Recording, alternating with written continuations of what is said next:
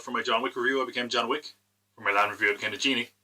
And this is my Godzilla review, so I'm very excited. Naturally, I'm going to become the king of monsters.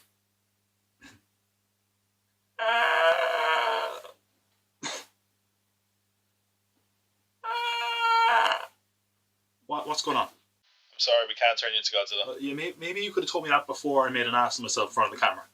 We just can't master the effects. I'm sorry. We could get a suit online. It could be one of those inflatable dinosaurs. We can call it Godzilla. We don't have the budget to turn someone into a monster. You have already turned into a monster, sir. A monster dick. Are you still going to do the review?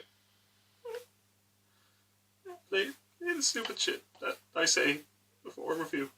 Godzilla, King of the Monsters is the story of all the scientists and army people. And some guy used to be in the army, and the daughter of two scientists. At some point, Godzilla makes a cameo. You know when your parents say, "I'm not mad at you, I'm just disappointed"? That's sort of how I feel about Godzilla. I don't think you're all bad. I'm just disappointed. One of the problems and most common complaints with these movies is that there's too many humans in it. And with Godzilla 2014, it was also an issue. Humans just took up a lot of the screen time, and they just weren't that interesting.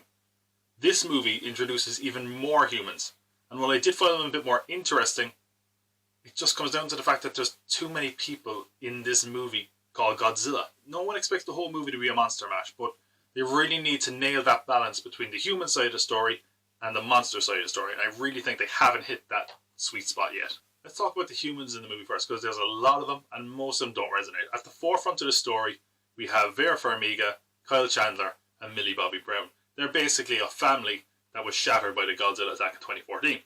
Farmiga's character works for Monarch, who basically monitor and keep tracks on all these titans that are now emerging in this universe, in this monsterverse, I guess. She's come up with a device called Orca, that's a sonic device that helps control these titans, most notably Mothra, Ghidorah, Rodan, and of course, Godzilla.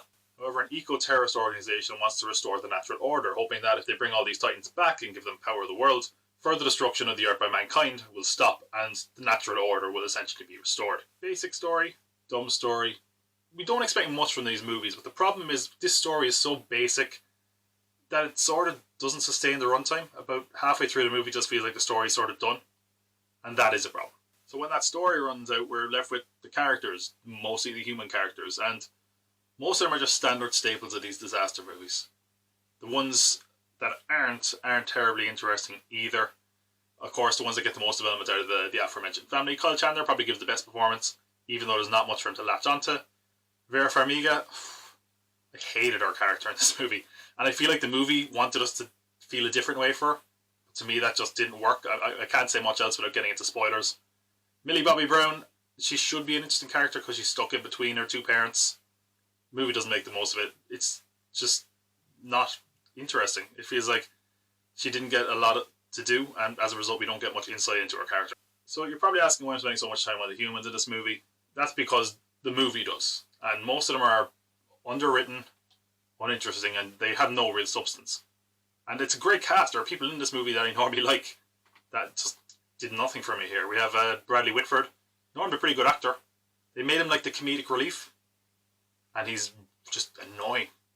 I couldn't stand seeing him in the screen movie. He really bugged me. My God-Zilla. O'Shea Jackson is the army guy. That's pretty much all you can say about him. At times I felt like he should have been in scenes where he wasn't. Most of the movies, there's people sitting in boardrooms taking up space. I don't know if he was always in those scenes or maybe he was just in the background. Totally wasted. Thomas Middleditch, normally a pretty funny actor, if you know him from Silicon Valley. I mean, I remember one joke he made that was awful. It was like, he pronounced like Ghidorah as gonorrhea. I'll just pause there to give you a chance to stop laughing. Awful stuff. Like, great cast. Totally wasted. These are all the new cast members. There are also some returning cast members. Sally Hawkins is back from the last Godzilla movie. Don't really remember her from that one. She doesn't have anything particularly memorable to do here. Ken Watanabe is back. I swear to God, Zilla. they only got him back to get him to say Godzilla. because he says it so many times. It feels like at moments they're literally taking other characters' lines, giving them to him so he can just say Godzilla. Like most of the characters here are just there to give exposition. They feel like leftovers from a Roland Emmerich movie. Most of the movie they're just sitting in boardrooms looking at screens, and wow, isn't that exciting in a Godzilla movie? Humans looking at computers. Let's talk about what got everyone in the circus tent, the monsters. The design of each monster is good, it's faithful, looks great, it's a joy seeing them brought to life with these big budget effects, but it's not without its faults. First of all, the framing of some of these shots isn't great. They're kind of awkward. It feels like they're preventing us from seeing the best look at some of the monsters. Secondly, a lot of the fighting is done at night, or in rain, or through like billowing smoke. You can see what's going on. It just feels like they're holding back and we're not getting the best look we possibly could at some of these titans.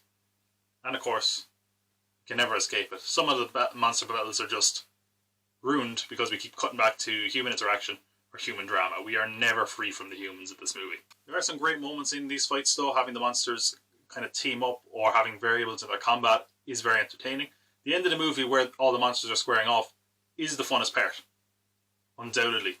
I don't know if it was shot in a certain way to maybe save costs on CGI or cover up some imperfections in the effects, but it does lessen your enjoyment somewhat, which is a shame. It's weird because as much as I'm not a fan of the 2014 Godzilla, that also had the same complaint, which people felt it wasn't showing the monsters, we didn't see enough of the monsters at times. But a lot of time in that movie was used to build suspense. When it needed to show off the monsters, it was well shot and it did it very well.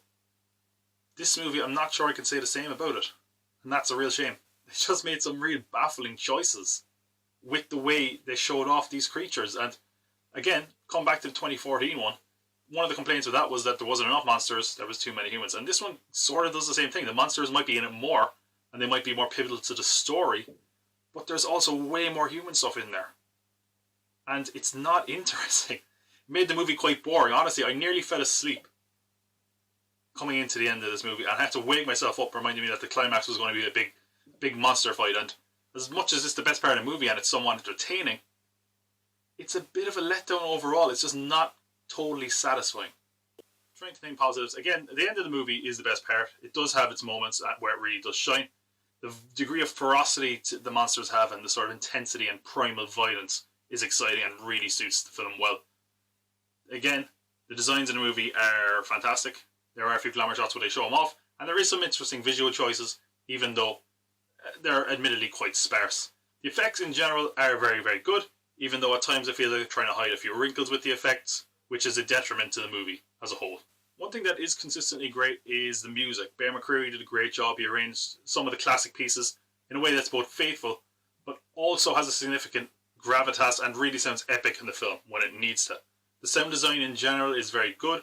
The roars and the monster's screams sound fantastic, even though I feel it could have been mixed a little bit better, because at times they sound a little bit muffled. Like it'd be great if they were really loud, kind of earth-shattering, like they would be in real life. The movie can't escape its negatives though. The story is a bit too simple and drawn out, featuring an abundance of human characters that just aren't that interesting. The action at times does deliver, but it's often badly shot or overdone.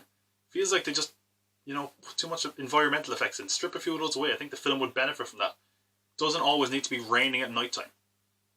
And look, the big monster fights did put a smile on my face, but they're few and far between. Nobody expects high art from their kaiju movies, okay? But this is a big budget popcorn blockbuster with giant CGI monsters fighting. And I was pretty bored by it. And that's a big indictment. From the depths, 30 stories high, breathing fire, his head in the sky. Godzilla, Godzilla, Godzilla. I really thought I was going to get the big Godzilla, Oh well. I guess the video wasn't too bad aside from that. A bit long though, a bit exhausting.